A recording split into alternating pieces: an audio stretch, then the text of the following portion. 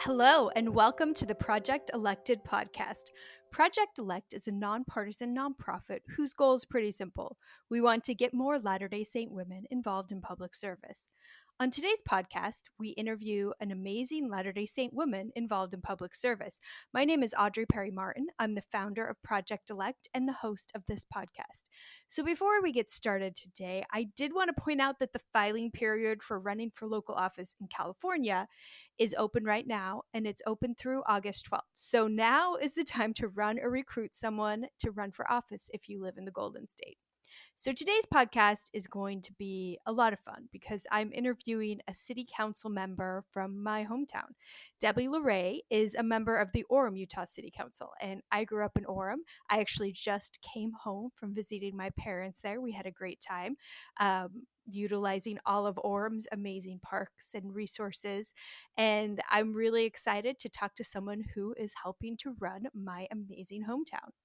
Debby, thank you so much for being here today and for living through all of our technical difficulties we've had. We tried to record this in Orem when I was out there, and my parents' internet connection wasn't good enough. So she's given me a second shot, and I really appreciate it, Debby. Oh, no So problem. we're going to have a lot of fun talking about Orem and all the great things you've done.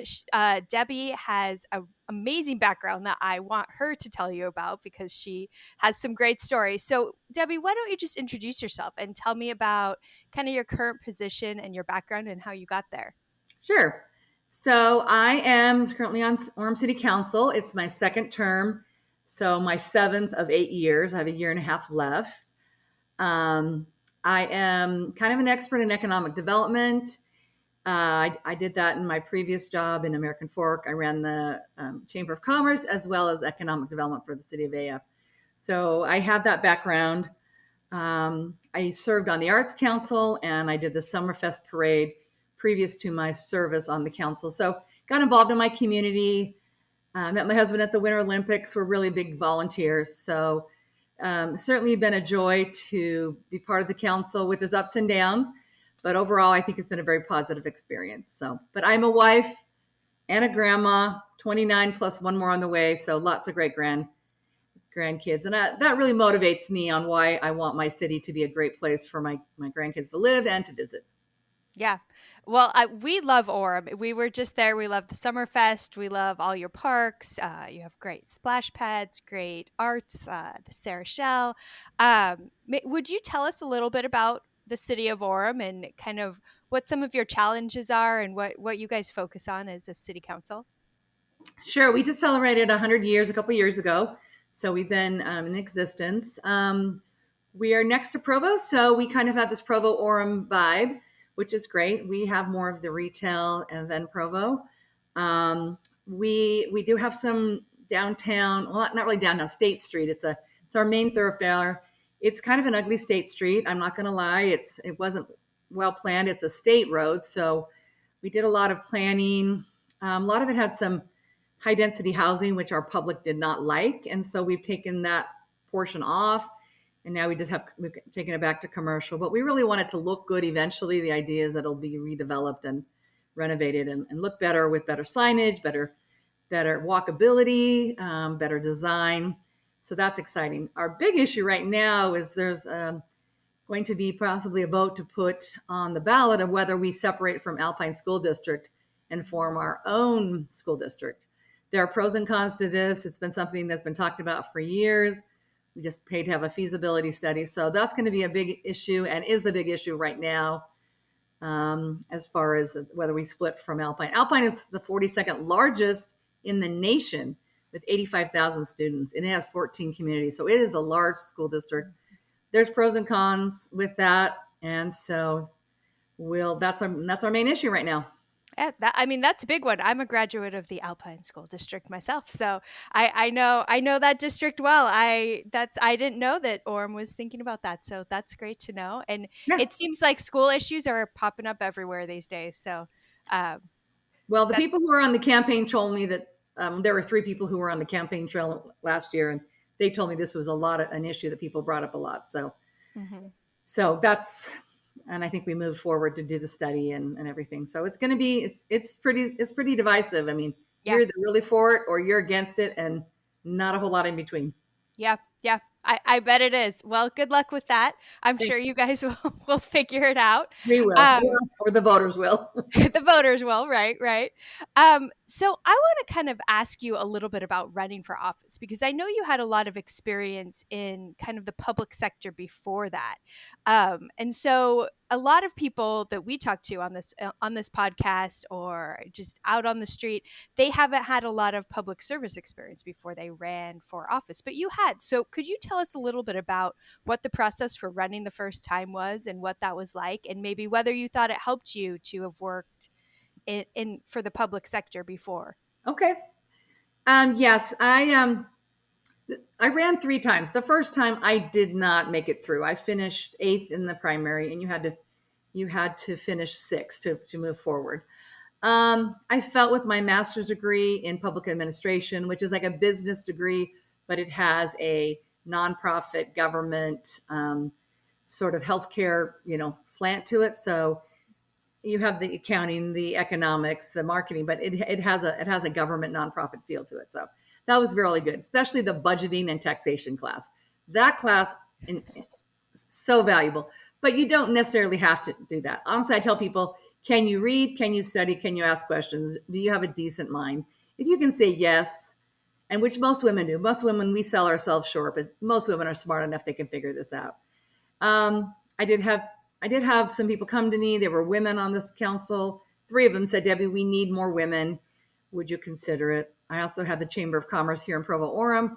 The gentleman came, Val Hale, said, "We need some business friendly candidates. Would you consider running?" So, and then I had started, serving in my community on the Arts Council, and me and my husband worked on the parade. So I had some vested interest, and that's also what I want to say to people: just get involved with your communities.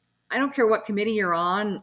Do something, get involved, or listen to city council meetings or planning committee. I mean, just kind of get yourself familiar. You don't have to have a master's degree like I had to run, but I think for me it was very helpful. You just have to have a sound mind, if you ask me. Mm-hmm. And getting involved too, it seems like that helps you get to know people, get people to know you, and it sounds like you knew a lot of people through just service that you've done. Yeah, and I Oh, think good. that's important to tell the public. I'm not just doing this for me. I've been involved with my community. I think it shows some background, and so when you like do a resume or a flyer, you can say been serving in this capacity or this capacity, and I think that shows that you've been involved already and gives you some credibility there. Yeah, and you know what you're talking about with the local issues and how Yes, you things do. work, and Yeah, yeah, like I yeah, said, but make sure you read your paper or online, or just make sure you watch and listen and learn. It's not as complicated as some people make it to be. yeah, yeah. That's great. So, what what kind of help did you get when you ran, and did you receive any helpful advice when you were starting out? Well, the first time I ran, it was just me and my kids. My stepson was a good CEO, so he designed my website. Um, but what I underestimated was the time, the effort, and really a strategic plan. After the first time I ran and I didn't win, I thought, okay, what can I learn from this? I had people come to me and say, I can help you with strategy. I can help you with design. I can help you with a better logo, a better sign look. I can help you with postcards. So once I got my name out there, then the help came. And then the third time I ran on this last go round, I actually hired a campaign manager who did all my video work, all my he sent out emails and things like that. So I did start adding people that had value to me. Some of them were free, some of them I had to pay for, but you just learned along the way where to get stuff, who's the cheapest door hanger printer. I mean, you just start learning these sort of things. And then I just asked a lot of questions. Margaret Black, who was a former city councilwoman, she gave me all of her information, all of her lists, all of these sort of things. You can get voting records from the county. So I just really started getting more strategic and just figured it out. Yeah. Yeah. Well, and I like how you say you learned from your loss because I feel like a lot of women when they're thinking about running for office, they're really afraid of losing. And they don't want to lose. But a lot of people, almost most people I would say lose the first time they run for office. Well, you do. And yes, you might take a hit a little bit, but I had 2,000 people who voted for me. And I probably had only talked to a couple hundred. And I looked at that and I said, 2,000 people who don't know me personally thought I was a value. I looked at it as a win. I'm like, I already have 2,000. Now I just got to get about 4,000 more to vote for me. And like I said, I looked at it as, yes, I lost, but I learned and I turned it around. So yes, you can say, oh, I lost. It wasn't worth my time. No, what I'm saying is look where you did win. Look and how you can improve that. And I was so much more strategic. My signs were ready on time. I had everything scheduled perfectly. I mean, honestly, I was on it and I was ready. And that was a 2-year period in between the two races. But 2,000 people who didn't know me, maybe 200 of those knew me. 1,800 people didn't know me, and yet they voted for me. I felt like that was a good starting point.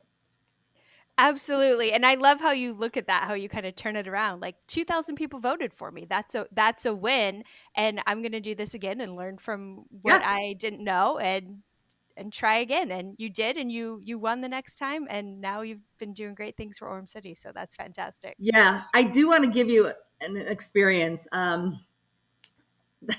This one was kind of interesting. So the first time I ran, when you start to get negative, you know you're powerful. And that's a really important principle. When you know that you're gonna have effectiveness or your message is messaging, you're gonna get some negative. And I think it's a positive thing we need to look at. I read a book called Thick Skin and how to get thick skinny, and it said the moment you get negative, you know you're powerful. Okay, well here's what happened with me negatively. There was a gentleman who took upon himself to write a poem about how fat I was. And so he used some of my words from my sign, and I said like proven and committed. And the one sign that makes me laugh, he said in his poem, I was committed to my chubby worth. Committed to my chubby worth. Gosh. Okay, it's rude. Let's be honest. That is really rude. But I thought to myself, once again, he must think I'm a threat because he feels the need. And he wrote 2 other poems to the 2 other gentlemen too. One accusing him of being quasi LDS, and one, his last name was Lentz, and he was somehow a Nazi. I mean, just a stretch. But all he could get on me was that I was fat. Okay, I am overweight. Okay, you got that. But if that's all you got, really, you can look at me and say, okay, I need to lose weight. No problem. So I was committed to my chubby worth. You would be surprised that got picked up on local radio stations, local TV stations. I got interviewed. And you know what was interesting? I probably got thousands of dollars worth of free PR because of these nasty poems that were put in strategic people's. Like it's really illegal to do that. But I was committed to my chubby worth. I just think to myself, we're women. Okay, physical, you're going to criticize me. But honestly, that's all he had. I was smart. I had great service. My master's degree. What was he going to criticize me? That my waistline was too big? Oh my gosh. So what I want to say to you is that negative, yeah, it stung. I'm not going to lie. But the amount of PR I got off of that, amazing. Amazing. So you got to turn every negative you get and not take it so personally, and then just turn it for good. And in the end, I won. End of story. I won. I don't even know who the guy is, but I had people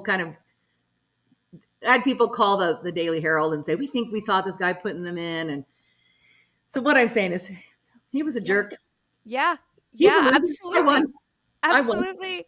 Well, and I really appreciate you sharing that with us because I think a lot of women are really concerned about the negative that they're going to get and the personal attacks because it seems like they go after women personally. They go after your parents or, Yeah. your family or just things that really should be off limits in this type of a situation. Oh, yeah. But, they end up getting attacked for those things, and that really worries and scares a lot of women. And I appreciate you sharing that and your perspective on how it hurt, but I used it, I utilized it to the best of my interest and won the campaign anyway. And Yeah. And so now when I get negative, I always feel the bigger the issue, the more negative I'm going to get. It must mean I'm doing a really powerful thing on the positive side. mm-hmm. You have to look at negativity as the yin and yang. And I know it sounds funny, but negativity is a good source of how good you're doing. It really, really, really is, ladies. And so I've learned that through the 7 years I've been on. And most people, they don't really know you, right? They don't know you personally. Most people who know me personally like me. Yeah. And if you don't, then you don't really know me. Or if you just disagree with me politically, fine. I mean, we can agree to disagree. And I don't know everything, and I can learn from people's perspective. So you got to have a healthy self-esteem, but you also have to know, don't fear the negative. It means you're powerful. I'm going to say it again. The negative means you are powerful and you can elicit change. It is so awesome. It is so awesome to think of the power you truly have. I manage a budget of $143 million. 143 million. That is a large amount of money. And I'm so excited to think about the things, the projects I get to do and how I get to balance that budget and figure out where those resources go. So, women, negativity equals power. That is my message. Don't fear it, welcome it. Yep. That's amazing. I love that. Thank you for sharing it. And I think that is that's such a powerful message. That's such a powerful perspective and way of thinking of things, that if, people are attacking you, and I've worked in politics for a long time, and I can definitely back up that that's true. If you're the one who's getting attacked, you're the one they're afraid of, and you're the Yeah, one who's yeah.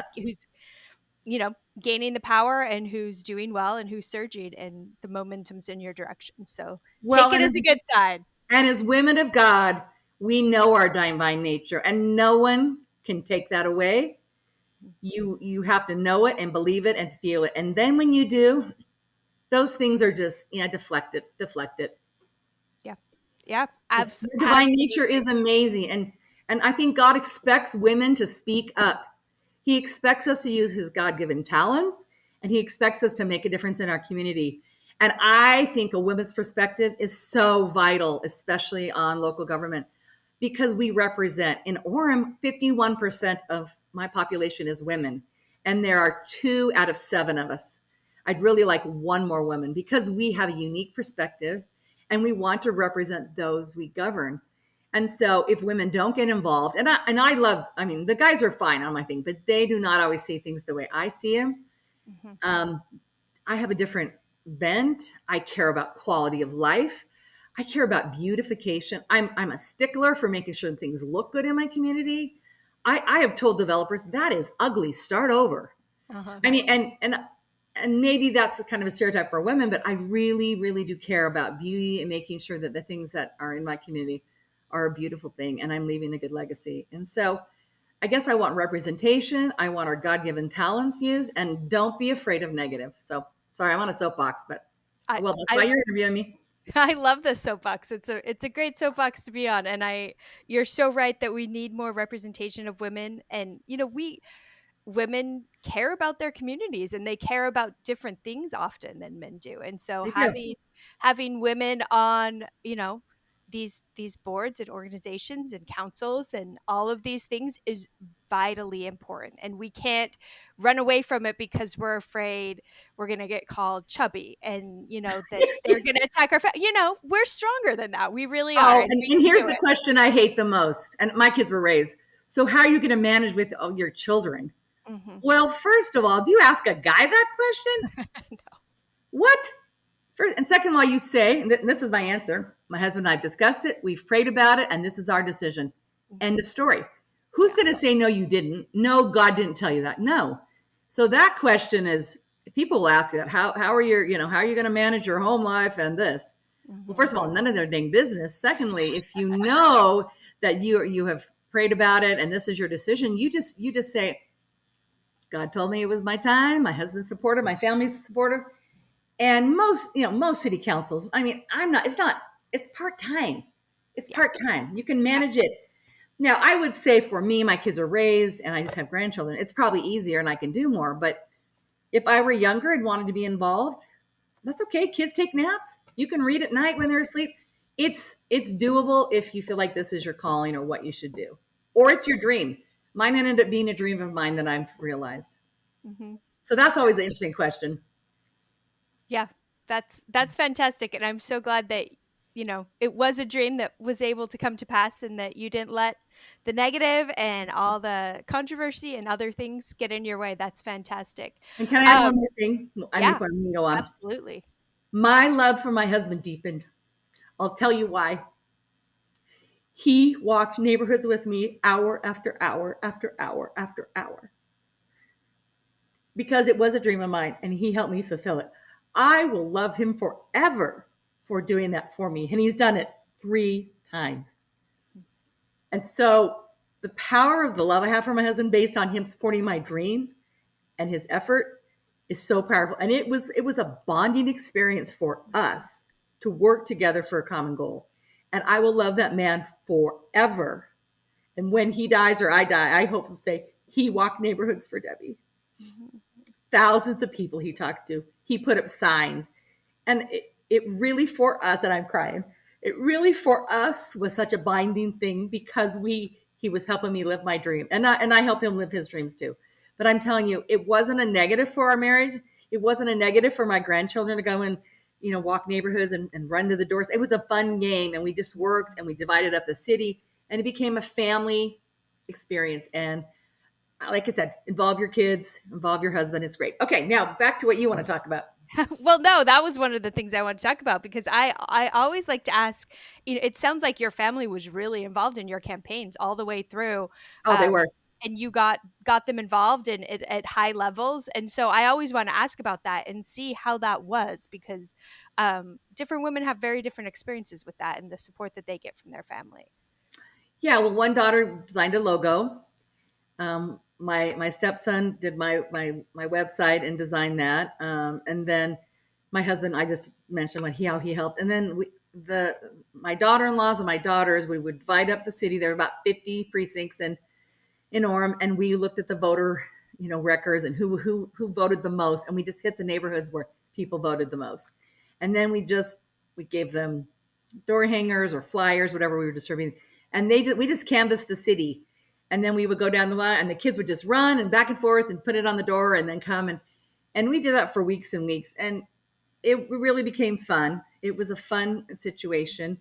My extended family, they donated money. My dad gave me money. My sisters and brothers, I wrote letters to them and they all sent money. And so my extended family helped. I mean, not tons. I mean, I think my dad gave me 500 and some people gave me 50, but it all adds up. And so the other thing is we did fundraising dinners where my husband's a great chef. So he would cook and we would charge $60 a couple, kind of what you would spend if you went to a high-end restaurant. And we would do these multi-course meals. And that involved my family and friends. And some of my kids were cooking those meals. Some of them were serving those meals and then just inviting it. So it's just however you can fundraise. They became involved in that aspect too. So. Mhm. Well, that's great. And you have all these children and grandchildren who are learning about politics and learning about getting involved and Oh having yeah. that be something that's always in their head. Like it's not foreign to them. It's normal to be, you know, passing out flyers and walking doors and fundraising and from a very young age. And I love that. I try and get my kids involved in campaigns too because I want them to think this is normal. This is something Oh, I it should is. be doing. Yeah. And then just to vote. I mean, I preach to all my grandkids. Have you turned? I mean, anyone's over 18. Have you turned in your ballot? Have you turned in your ballot? Did you do this? Sign it, put it. I mean, I kind of bugged them. Let's be honest. You have to vote. It's so crucially important. Yeah. Oh, yeah. I agree with you there 100%. So I wanted to ask you what you think makes a good public servant in your experience. Well, like I kind of mentioned before, I think you need to have a decent mind to reason through things. I think you need to be a good listener because you don't know everything, and especially when you're first new, you need to listen and learn. Mhm. I think an element of compassion is very important because you have people in all walks of life. You have different needs in different communities in your own community. We have some Hispanic areas, we have some lower income areas. They have different needs than my high end areas. Mhm. You need to ask those community. So for me, it's a good sound mind, compassion, a good listening ear, and then just the ability to solve problems. If you are a problem solver, I think you can do just fine. And you may not have to come in with the answers to begin with, but to listen, learn, and ask experts, ask other people, ask other communities. You'll be surprised. There are solutions that you can bring to the table. Okay. Yeah, absolutely. Um, do you have any political role models? Anyone who kind of inspired you along the way? Well, I do love the Sandra Day O'Connors of the world. Uh-huh. People like that. I love people who are women who just get involved. Um, Locally, we Olene Walker was our governor of the state of Utah. She really emphasized reading and how important that was, 20 minutes a day. And I'm all about reading with my grandkids. I actually pay them to read. So I really loved her take on how powerful reading is for. So she was a lieutenant governor under Mike Leavitt, and then she was the governor. So I appreciate her. I think she did a really good job. Mia Love, I know Mia Love, who was our representative back east. I think she has a great story. An LDS woman of Haitian descent. I think she was powerful. She did great. Good friends with her. So yeah, some great women who've done things on the national level and locally. These three women on the city council, they were Margaret Black, Karen McCandless, and Mary Street. They Mhm. were women who were good, and I didn't agree with them on everything, but they certainly did a good job and encouraged me to run. So yeah, there were people that I could look up to. That's fantastic. And I love that you had women encouraging you to run, specifically encouraging you to run. And I would imagine you do the same thing. I've heard that you are asking women to run as well. And I that's am. something we're all about at Project Elect. So I know. My former neighbor ran last time. Her name was Shantae Zundell, and I'm like, Shantae, do it again. I'll help you. I'll give you yeah, money. yeah, I'll yeah. walk neighborhoods. So you got to tap women because sometimes they say it takes about 7 taps before someone will really do it. So I tap. I'm always on the lookout for a really smart woman and man. I mean, anyone I think would really. I'm not running again, so for me, I want someone to really be effective who takes my seat. Yeah. Well, you talking to women and asking them to run, what reactions do they have? What kind of hesitations do you notice when you're talking to them about running? Oh, I don't think I have the stomach for that. I don't think I could handle the criticism. I don't think I have the money. I don't think I Mhm. have the time. I don't know. I'm not that smart. I mean, honestly, women, we kind of give negative self speak. And I think that we are much more capable than we give ourselves credit for. And honestly, most women, we just need someone to have confidence. Like, you could do this. You could do this. Yeah. And I think if enough of us tell someone, you could do this and I'll help you, I think they don't know where to begin. And so if you have someone who's been through it, you say, let me help you. I'll help you do this. But you got to overcome your own probably insecurities. I'm not going to lie. And they're real with women. Let's be honest. We're a little more emotional, but you got to use that emotion and that passion to help do good. It's powerful. It Passion it is is. powerful too. It is. It's really powerful, and I love that you keep encouraging them because I get a lot of the same responses when I ask women to run, and it's a lot of I don't have a thick enough skin. I don't what I don't have enough time. All of these things, and kind of explaining it to them as this is just an extension of the service you're already doing your whole life. Yeah. And doing this is really a different way to help your community that you probably haven't considered, and it's you're going to help a lot of people this way, and we need you. And most terms are 4 years. I mean, I think they're almost all 4 years. And so 4 years, this may be something you focus on, but it's only 4 years. It's not forever. Mhm. And there is time and season. I get the time and seasons. I mean, and that's a really individual decision. And I was probably glad that my children were raised. I didn't have to worry about that. But don't have to be. Or like I said, maybe your kids are in high school Yeah. and maybe it's not so hard for their day to day, taking care of them. Just have to, buy some frozen pizzas and say, here you go. You know what I mean? Or here, I mean, my kids lived on cereal, honestly. My son just have a bunch of cereal and they're fine. Hmm. So I think it's time and season and it's individual for each person, but you probably need some time to think it over, mill it over, but don't exclude yourself because you're not confident in your abilities. Yeah. Women are smart, women are capable, and we're compassionate.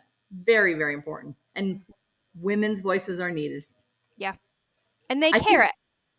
And I think the caring is one of the key issues in local right. government is that you got to And care about your you government. remember that talk that President Kimball gave it when he was in the hospital and his wife had to read it about, you know, the women who will be articulate and engaged in their communities will be like other women will see them and want to be like that. But we need women to be capable and articulate. I'm not quoting it right, but the gist of what his wife read of his talk was, women of the church will be powerful influences for good. And because of that good, women will flock or will come to the church because of that. We need you to be articulate and engaged. And so it's important. Mm-hmm. Yeah, it absolutely is. Um, so I I wanted to talk to you a little bit about any support now with your campaign. Like you said, the first time you ran, it was mostly volunteer, but after that, maybe a little bit more about the nuts and bolts about how you did it and how you found someone to help you, how you hired people, how you knew what you needed. Okay, well, the first time, usually your city will set up some debates where you'll be debating either in some sort of forum. People will be in the audience or watch online. And after that, I had people who would email me or call me and say, I can help you. Mm-hmm. I can help you. A lady I can think about, her name was Leslie Nelson. She owned a company called Sensations. She did postcards and graphic design. She was the person that would mail like a realtor card out to people, or like those recipes you would get from a realtor. That was her company producing. So she said, I can help you. And she did. And her graphic designer helped me. And then I had the women, like I said, Margaret gave me her lists from the voting records of who did this. And you can get those, each of your, whoever is your voting entity, your county or whatever, you can Mm-hmm. pay for those lists and know. And I didn't waste my time for people who never voted. We went to home for people who voted almost always because, and when we mailed out things, we sent it to people who voted, not, I mean, sometimes you canvass everything, but I also feel like if only 30% of the people are going to vote, that's usually what our voter turnout is. You can't waste your money or time on people that aren't even going to fill out the Mm-hmm. ballot, right? And then you just start learning about, like, there are a couple campaign managers that people use. You just ask, who did you use? And one of them I really liked. His name was Richard Yowsey, and so he did that. So you just start learning. You start asking, and then you have people who start volunteering. You bring a sign up that says who wants to take a sign. People would write their name. They take a sign, and then you just keep those lists from who helped you the previous time. I just kept all that. And then my fundraising letters, I wrote a letter at the beginning to fundraise to all my families and friends that basically said, it was kind of like, you can help me in many ways. You can send me an endorsement, you can put up a sign, or if you want to send me financial stuff, that's great too. I just gave them many, many options. And then I gave myself an envelope that had a stamp on it. So some people was just, yes, you can put a sign. These are probably my neighbors. Some people sent me a small check, $25. Some people said, yeah, here's a paragraph about you can use as an endorsement. So I did that. So you send out kind of a fundraising letter, family, friends, neighbors, colleagues, whatever, and see what you get there. And then you'll be amazed if you just ask a bunch of questions, or ask the incumbents, who did you use? How did you do this? Who printed your this? It's not that hard. They'll tell you. Mm-hmm. There's nothing secret about Yeah. this. Yeah. I like that a lot. A lot of people come to us asking for help in their communities running for office. And what I always tell them is you've got to go in the community and ask around in your community because it's different everywhere. Oh yeah, And so, you can figure out the local people, but you just got to ask questions and people will yeah, help you. yeah. Yeah. They will. Yeah. And I also like the point that you said about this not being a lifelong job. It's a 4-year term, right? And Yeah, that you have done it twice and now you say you're done and you're going to help somebody else do it. And I yeah, think if women thought about it like that, they might be more willing to engage if they think, okay, I'm going to do this. I'm going to serve my time, my 4 years or 8 years or whatever, and yeah. then find somebody else great and help them and like pay it back to them and help them get in office and make sure there's a consistent chain of great people in our local offices. Yes.